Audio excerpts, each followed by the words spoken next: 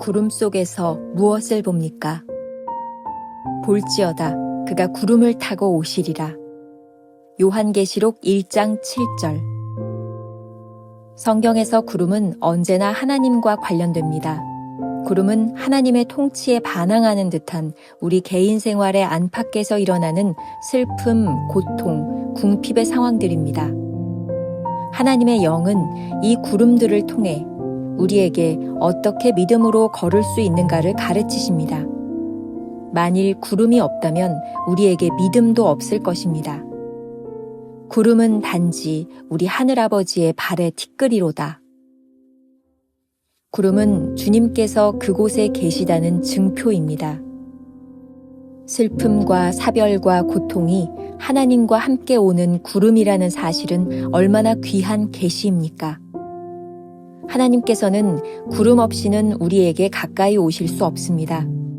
그분은 청명하게 비치는 가운데 오지 않으십니다. 하나님께서 고난 속에서 우리에게 무언가를 가르치기를 원하신다고 말하는 것은 옳지 않습니다. 주님께서는 모든 구름을 통해 우리가 배웠던 것을 버리기를 원하십니다.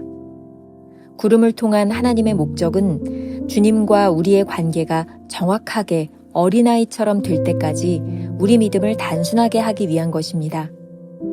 오직 중심은 하나님과 나만의 관계요. 다른 사람들은 그림자일 뿐입니다. 다른 사람들이 그림자가 될 때까지는 구름과 어둠은 언제나 나에게 임할 것이며 다시 찾아올 것입니다. 과연 나 자신과 하나님의 관계가 과거 그 어느 때보다 점점 더 단순해지고 있습니까? 하나님의 이해할 수 없는 섭리와 우리가 하나님을 아는 것 사이에는 어떤 연관이 있습니다. 하나님을 아는 우리의 지식에 비추어 인생의 신비들을 해석하는 것을 배워야 합니다. 가장 어둡고 암담한 현실을 직접 대하면서도 하나님의 성품을 의심하지 않을 수 있을 때까지는 아직 우리는 하나님을 모르는 것입니다. 구름 속으로 들어갈 때에 그들이 무서워하더니 당신의 구름 속에서 오직 예수님만이 아니라 다른 사람도 보입니까? 그렇다면 더 어두워질 것입니다. 당신은 오직 예수님 외에는 다른 아무도 보이지 않는 곳으로 가야만 합니다. 김병삼 목사의 매일 만나 365. 오늘은 7월 29일 구름 속에서 무엇을 봅니까? 라는 제목으로 말씀을 나누겠습니다. 오늘의 첫 번째 주제, 구름이 뜻하는 것. 구름과 어둠은 챔버스의 묵상에서 자주 등장하는 단어입니다. 어쩌면 여러분들이 굉장히 익숙한 말이 될 것 같습니다. 챔버스는 자신이 4년간의 구름과 어둠의 시간을 통해 하나님과 전적으로 새로운 관계에 들어간 것을 경험하고 있습니다. 오늘 요한계시록 1장 7절 말씀 볼지어다 그가 구름을 타고 오시리라는 말씀을 통해 구름은 하나님과 관련된 단어라는 것을 알 수 있습니다. 챔버스의 말입니다. 구름은 하나님의 통치에 반항하는 듯한 우리 개인 생활의 안팎에서 일어나는 슬픔, 고통, 궁핍의 상황들입니다. 하나님과 관련된 구름을 통해 우리는 믿음의 길을 배웁니다. 이렇게 힘들고 아픈 구름들 가운데 하나님이 계시다는 것은 무슨 의미일까요? 만일 슬픔과 사별, 고통이 하나님과 함께 오는 구름이라면 그 구름을 보는 우리의 관점이 새로워져야 하지 않겠습니까? 챔버스는 완전히 새로운 신앙적 관점을 우리들에게 제시하고 있습니다. 하나님께서는 구름 없이는 우리에게 가까이 오실 수 없습니다. 그분은 청명하게 비치는 가운데 오지 않으십니다. 그렇다면 하나님께서 우리를 가르치시기 위해 이런 구름을 보내시는 것일까요? 아닙니다. 고통은 하나님께서 주시는 것이 아닙니다. 주님께서는 이러한 구름을 우리에게 보내셔서 우리가 지금까지 배워서 알고 있었던 지식들을 버리기 원하십니다. 이것은 아주 중요한 신앙 고백입니다. 하나님은 우리에게 구름을 주시는 것이 아니라 구름을 통해 단순하고 명확하게 다가오십니다. 구름을 통해. 우리는 구름 속에서 하나님과 친밀한 관계를 맺습니다.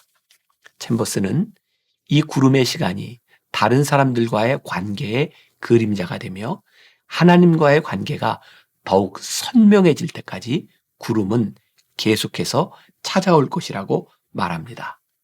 자, 여기서 아주 흥미롭습니다. 문득 이런 의문이 듭니다.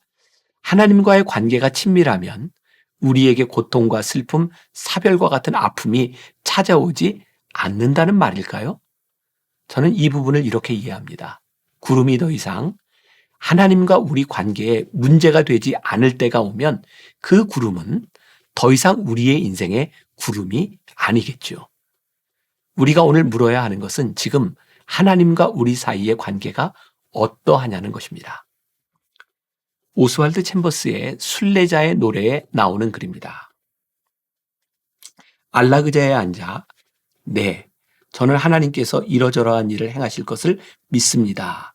라고 말하는 것은 쉽다. 그러나 하나님께서 저의 모든 필요를 채우실 것을 믿습니다. 라고 말했는데 돈도 없고 미래도 없다면 어떠한 반응을 보이겠는가? 끝까지 하나님을 믿으며 믿음의 연단을 통과할 수 있겠는가? 아니면 뒤로 물러나 뭔가 다른 것을 의지하겠는가? 하나님께서 귀히 여기시는 것은 시련을 이긴 믿음이다. 만일 우리가 믿음의 시련을 통과하여 이기면 하늘 창고에는 많은 것들이 축적된다. 그래서 다시 시련이 와도 그 자원을 사용함으로써 쉽게 이길 수 있다. 굉장히 좋은 글인 것 같아요. 자, 우리가 기억해야 될 한 줄 노트. 고통은 악하지 않습니다. 하나님은 고통을 통해 우리의 믿음을 선명하고 단순하게 만들어 가십니다. 두 번째, 하나님을 알게 됨. 조금 전에 구름이 구름으로 느껴지지 않을 때에 대한 이야기를 했습니다. 새로운 관계는 새로운 관점을 가졌을 때 가능합니다. 우리가 이해하지 못할 때는 구름이지만 모든 것을 이해하고 받아들이면 더 이상 구름이 아니라는 말입니다. 자, 챔버스의 말.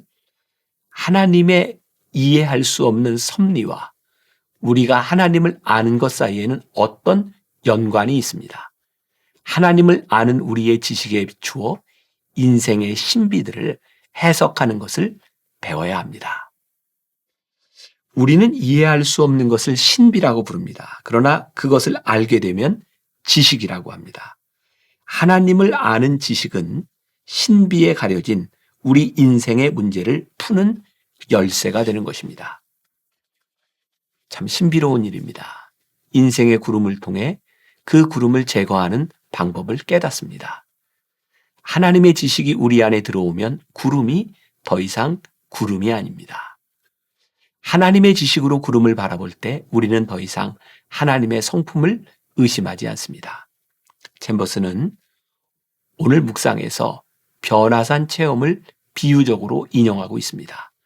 누가복음 9장 34절 이 말할 즈음에 구름이 와서 그들을 덮는지라 구름 속으로 들어갈 때에 그들이 무서워하더니 제자들은 왜 무서워했을까요? 구름 속에서 주님의 모습이 보이지 않았기 때문입니다. 제자들이 하늘에서 음성을 듣고 주님을 바라볼 때 그 두려움은 사라질 것입니다. 구름 속에서 주님 외에는 아무것도 보이지 않는 곳으로 가야 합니다. 구름 속에서 우리는 지금 무엇을 보고 있습니까? 오늘은 중세 영성가 중에 한 사람인 메이틸드의 일화로 묵상글을 마무리하려고 합니다. 아마 오늘 묵상 전체를 잘 이해하도록 설명해주는 그런 이야기일 것 같습니다. 메이틸드가 하루는 자기가 오랫동안 겪고 있는 육신의 고통 때문에 괴로워하며 하나님께 그것을 없애달라고 기도했습니다. 그런데 하나님은 오히려 그것 때문에 기뻐하라고 말씀하시면서 하나의 환상을 보여주셨습니다. 하나님께서 왼손에는 고통이라는 붉은 포도주를, 오른손에는 하늘의 위로라는 흰 포도주를 들고 나타나십니다. 그리고 이렇게 말씀하십니다. 가장 고결한 사람은 붉은색과 흰색의 포도주를 모두 마시는 사람이다. 이 환상은 메이틸드의 기도에 대한 하나님의 응답이었습니다. 삶의 고난은 하나님이 주시는 위로와 동일한 무게의 축복이라는 응답입니다. 왜냐하면 고통을 통해 하나님만을 전적으로 의지하는 것을 배울 수 있기 때문입니다. 삶의 고난 속에서 교만과 욕심과 집착을 모두 내려놓고 하나님을 온전히 의지하는 것을 배우지 못한다면 우리는 고난을 낭비하는 것입니다. 우리가 기억해야 될 한 줄 노트. 하나님의 섭리를 깨닫는 순간 구름은 신비가 아닌 지식이 됩니다. 오늘 하루 이런 질문을 가지고 살아봅시다. 지금 당하고 있는 고통을 하나하나 열거해 보세요. 이것이 주는 신비로운 의미는 무엇일까요? 기도하겠습니다. 우리의 인생에 늘 구름이 있습니다. 아무도 이 구름을 피해갈 수 없습니다. 고통이라는 이름으로 고난과 아픔, 사별, 이별, 여러 가지 모습으로 구름이 우리를 찾아오지만 이 구름 가운데서 주님을 바라볼 때 구름이 우리의 인생에 더 이상 구름이 아닌 것을 깨닫게 됨을 믿습니다. 하나님, 고난으로 넘어지는 사람들이 아니라 고난이 우리의 인생을 어떻게 의미 있게 만드는지를 깨닫고 고백하는 사람들이 되게 하여 주옵시고, 구름 속에 가려져 있던 우리의 신비로운 것들이 아하, 하나님으로 인하여 이렇게 깨닫게 되었구나, 우리의 지식으로 고백할 수 있는 성도들이 되게 하여 주옵소서. 오늘도 우리 인생의 구름 가운데 함께 하시는 주님을 기대하며 그 주님으로 인하여 더 이상 그 구름이 구름이 아닐 것을 기대하며 나아가는 당신의 거룩한 백성들과 함께하여 주옵시고, 오늘 믿음으로 승리하는 주의 백성들이 되게 하여 주옵소서. 예수님의 이름으로 기도했습니다. 아멘.